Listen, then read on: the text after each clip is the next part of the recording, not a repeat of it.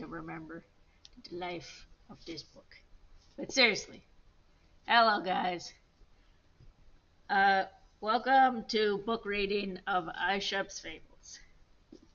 We will start with the first book of The Boy and the Fiddlers.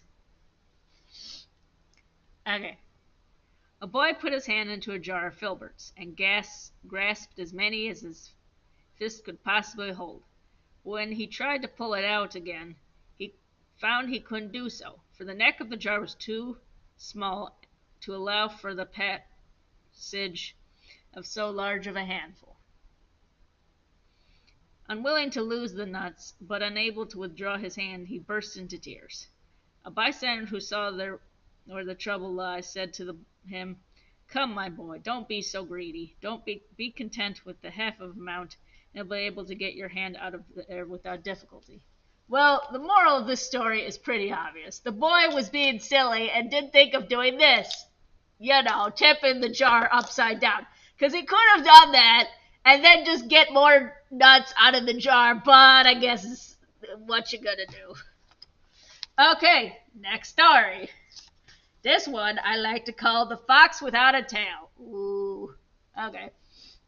A fox once fell into a trap and after struggling managed to get free without the loss of his tail. He was then so much ashamed of his appearance that he thought life was not worth living unless he could persuade the other foxes to part with their tails, also and thus drive the attention from the loss of his own. So he called a meeting of all the foxes and advised them to cut off their tails. They're ugly things somehow. They're ugly things anyhow, he said. And besides, they're heavy and it's tiresome to also always carry them about with you. But one of the foxes said, "My friend, if you hadn't lost your own tail, you wouldn't be so keen on getting us to cut off ours. We're those who wish to bring you down, not up." Okay, so the moral of this story is pretty clear. Gruesome things happen to, I don't know. This was a sad story. That's all I know. Because, cutting off vipers. I know. Very sad. A traveler and his dog. Next story.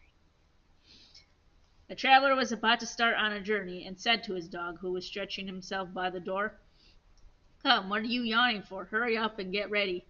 I mean you to go with me." But the dog merely wagged his tail and said quietly, "I'm ready, master. It's you I'm waiting for." Sometimes the slow ones blame the active for their delay. Wow, this reminds me of my family. Like when Mr. Wolfie was always late, and then I was like, "I have to go." Well, actually, that wasn't me. I think that was Ahava. I don't remember, but I do remember it definitely happened in my family. Anyways, next story, if you want to hear another one. You guys ready? Oh, we got a comment. Hello there.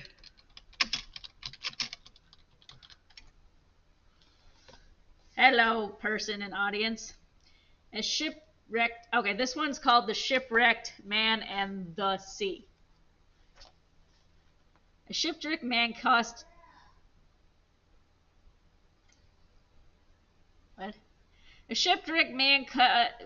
up on the beach fell asleep after his struggle of the wave. When he woke up, he bitterly approached the sea for his treachery in enticing men with his smooth and smiling surface. And then, when they were well embarked, turning into fury upon them, and sending both ships and sailors to destruction. The sea arose in the form of a woman, and replied, "Lay not blame on me, O sailor, but on the winds. In nature as calm and safe as the land itself, but the winds fall upon me with their jest and gales, as lash me into a fury that is not natural to me." The blame doesn't always lie within the obvious. Okay, so this story teaches that sea can talk.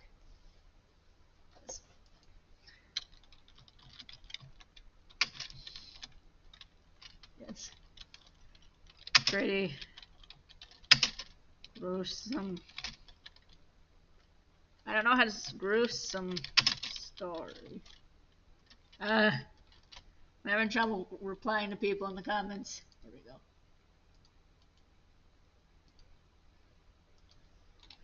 Okay.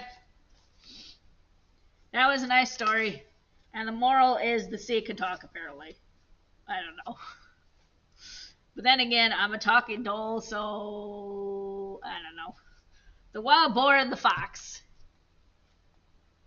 A wild boar was engaged in sharpening his tusks on the trunk of a tree in the forest when a fox came by and, seeing what he was at, said to him, "Why are you doing that, pray? The huntsmen are not out today, and there are no other dangers at hand that I can see."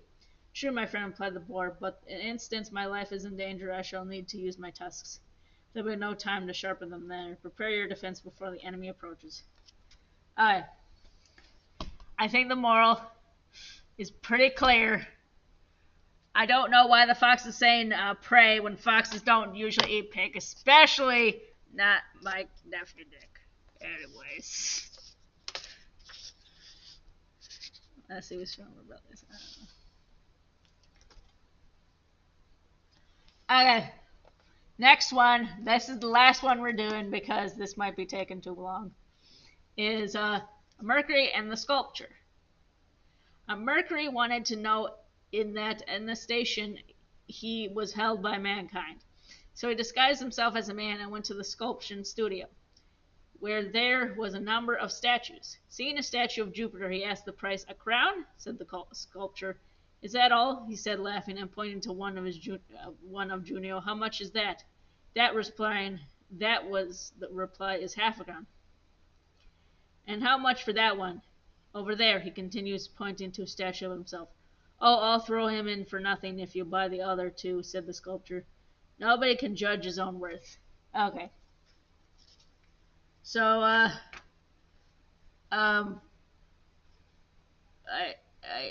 don't really know what to say about this one. But that was a nice story, don't you think? We'll continue this another time because unfortunately we're running out of time. But come again another time for Aesop's Fable reading with Crush Kumhuxki. Bye.